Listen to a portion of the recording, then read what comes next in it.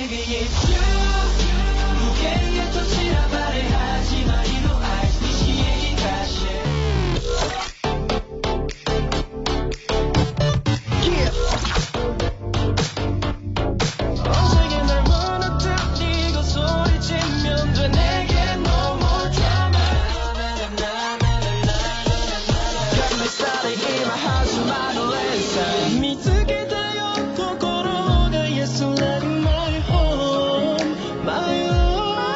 Yuta at home 僕の部屋にお帰り NCT127 ユータのユータアットホーム。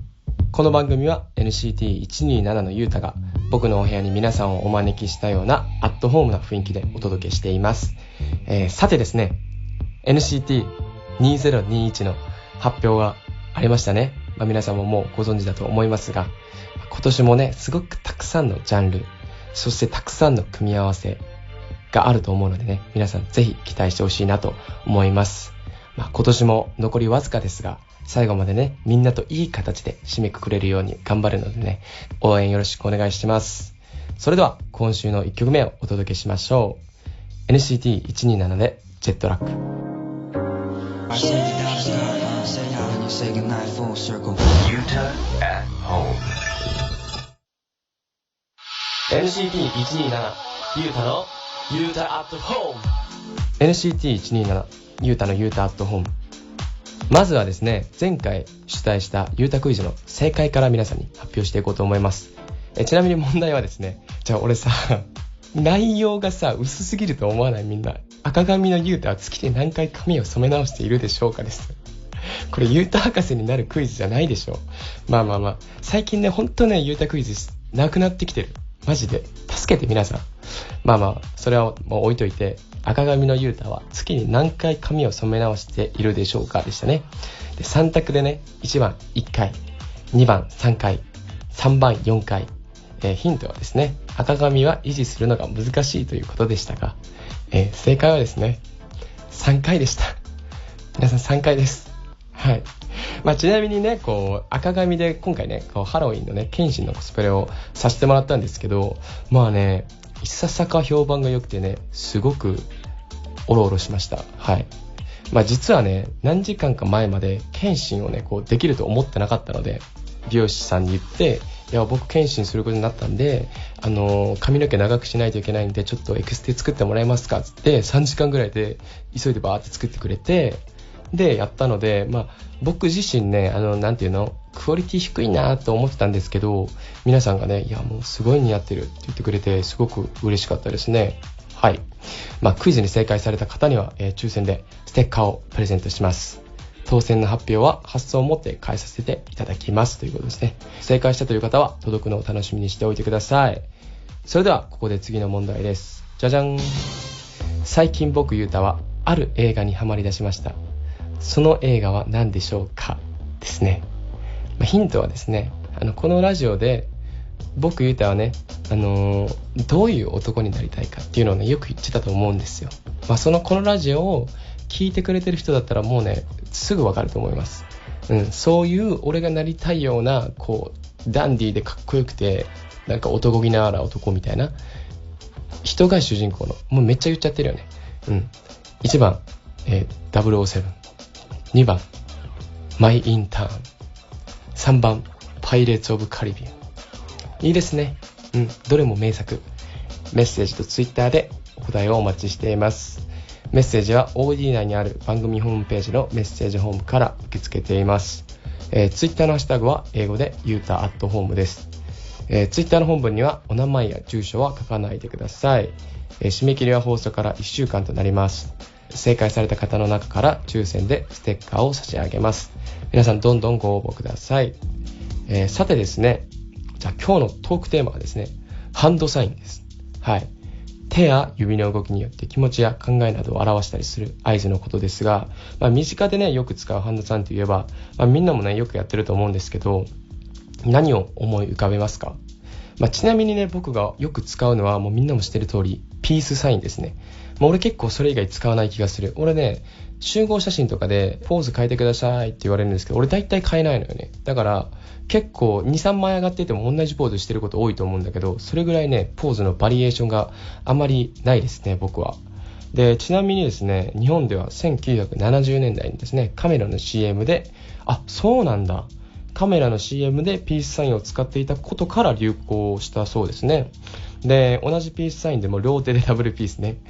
よく俺のおとんがやるやつね。こう、ちょっと年配の方さ、ダブルピースしがちだよね。こう、ちょっと上げがちのね。で、裏ピースとかね。裏ピースね。よくやってた。裏ピース、中学生ぐらいの時。今もやってる。名残がある。まだ。で、最近だとね、顎をピースで隠すポーズなど、そうだね。女の子とかよくやってるイメージあるけどね。バリエーションがね、すごく増えてきてたくさんありますね。で、最近はですね、SNS 世代を中心にいろいろなポーズが流行っていてですね、例えば夢見ポーズ、両手をこうねグーにして顎に持っていくことで小顔効果も狙えるそうです。だからあれだよね、なんか最近さ流行っているポーズって絶対にさ小顔効果が一番にないといけないのかな、わかんないけど大体そうじゃない。こうピースとかでさ顎隠すのもさ、こう顔の余白をこう埋めてるわけでしょ。でこの夢見ポーズもそうじゃん。顎の余白かどっか知らないけど隠してなおかつ可愛く見えてキュートに見えるみたいね。さすが夢見ポーズ、誰が考えたやろうな。他にはね、キュンポーズ、両手の親指と人差し指でハートを作る指ハートのポーズ。これはね僕も知ってます。韓国でもねすごく使いますし、よくねレッドカーペットの時とかでも、指ハートくださいってよく言われるんでよくやってますね。そしてほっぺハートポーズ、ほっぺたの横で半分のハートを作るポーズなど、これね俺全く知らなくて、最近ねサイン会とかでやってって言われるんですよ。ほっぺでなんかやってって言われるけど、何か分かんないから俺こうほっぺのところにさ丸作ってさこうやって可愛いって言われるから俺続けてたんだけど、今日スタッフさんに聞いたところなんかあれだね、こう俺がやってたのとちょっと違ってた。だから今日を境に次ねほっぺハートポーズを俺にやってくださいっていう方ね、もう完璧に覚えました、今日で。はい、次から完璧のほっぺハートポーズを皆さんにお見せできると思います。はい。でですね、写真写りや、映え効果を意識したポーズがね、やっぱり多いよね。で、また日常でこう使うハンドサインといえばですね、ガッツポーズ、いいねという意味で親指を立てる。で、ストップしてほしい時に手のひらを相手に向ける。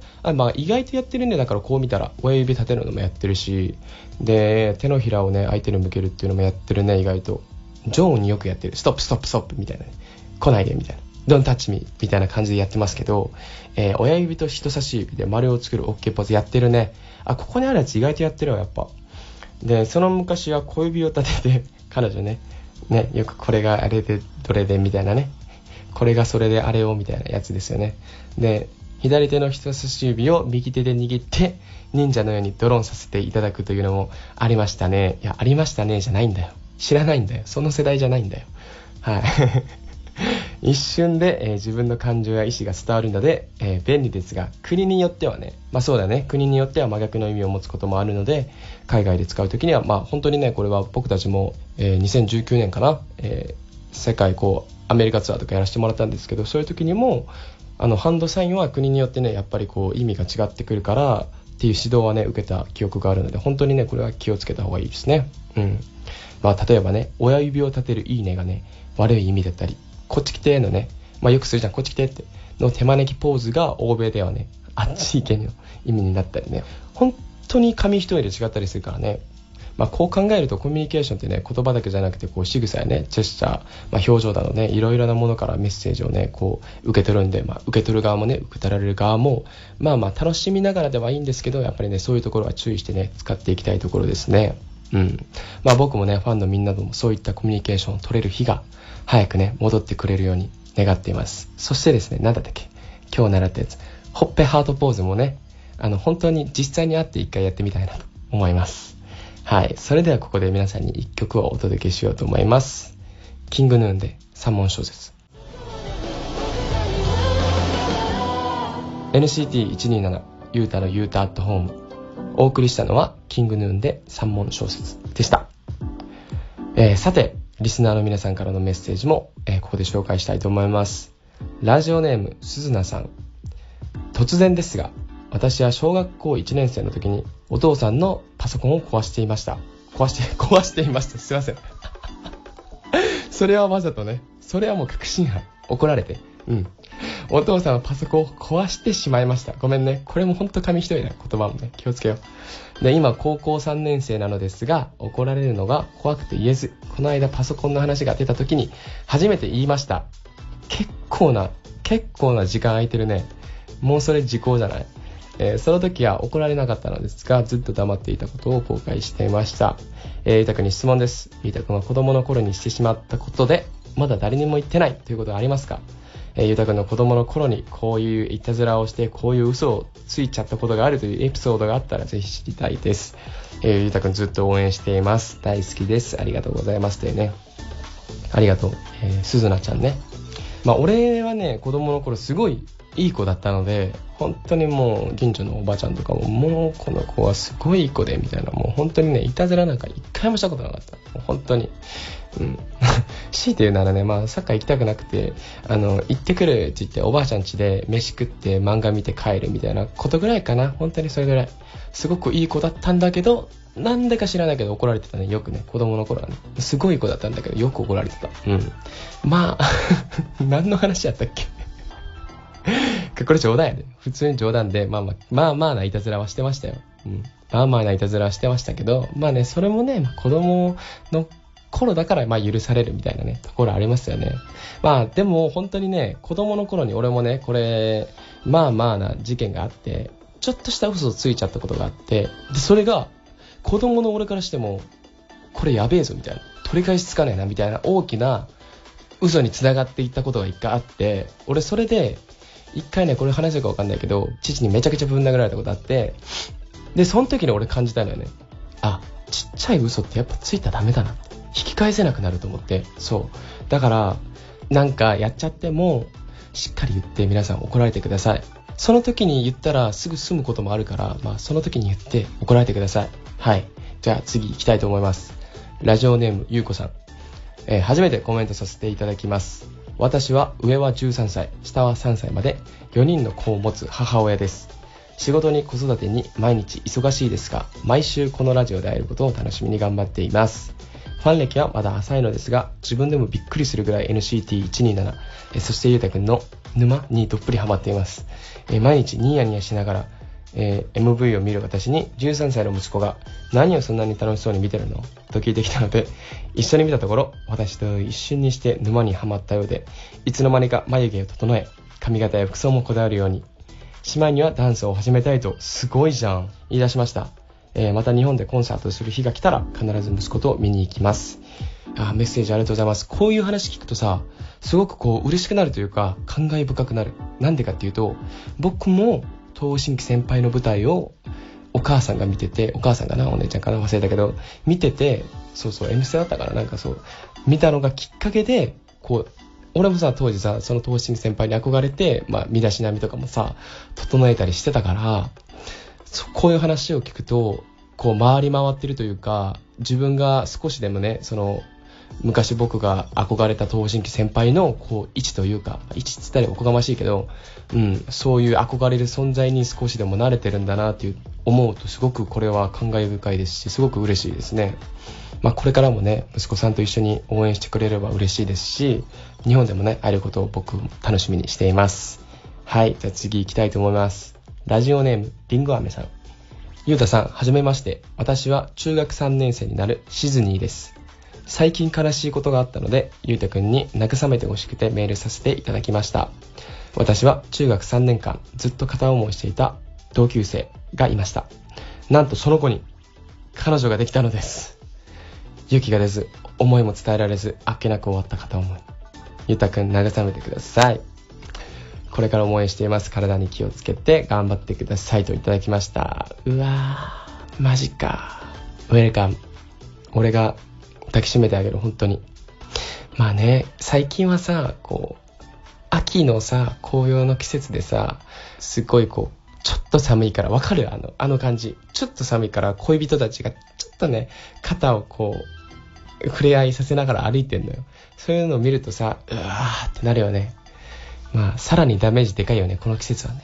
俺もね実際あったからね、学生の頃、めっちゃ好きでいたんだけど、なかなかそれが言い出せずにそのまま終わってしまったみたいなのがね。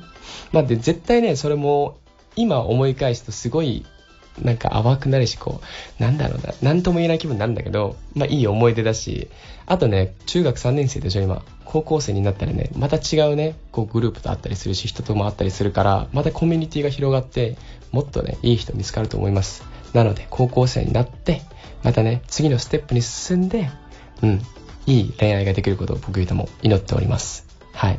まあ次はねその人にちゃんと告白して結ばれればいいですね。はい、メッセージありがとうございました。さて続いての曲は NCT127 で Far。 Yuta at home.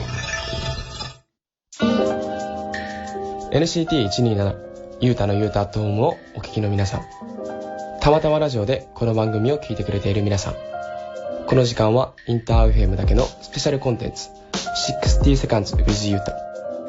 1週間の疲れを60秒で癒していこうというコーナーです。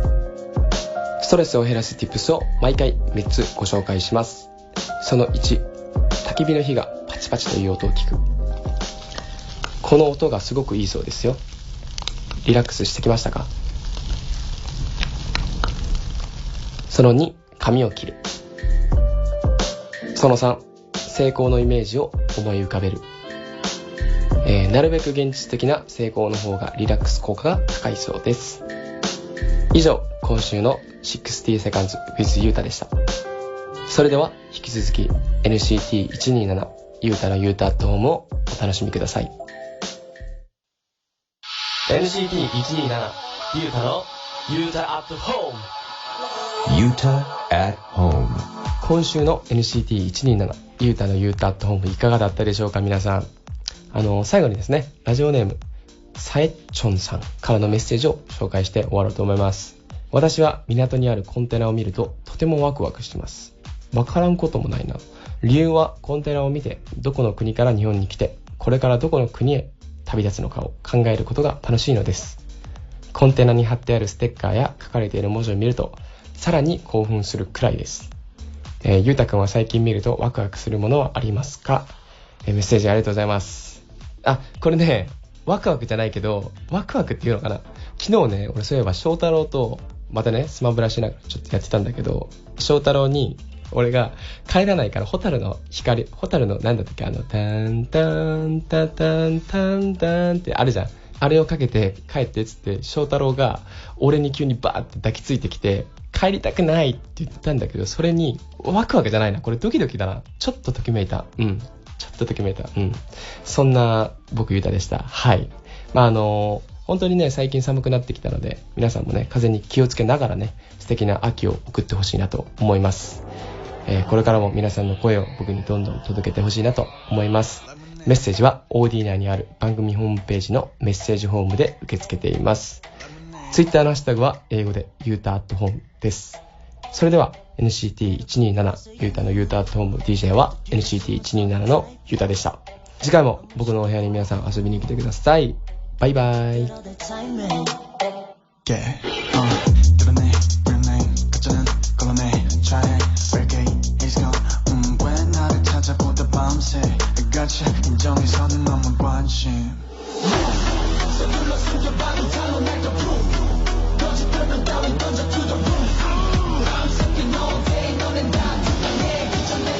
Lemonade tastes like lemonade. We are on an hurricane. 안들려니 목소리는 넌.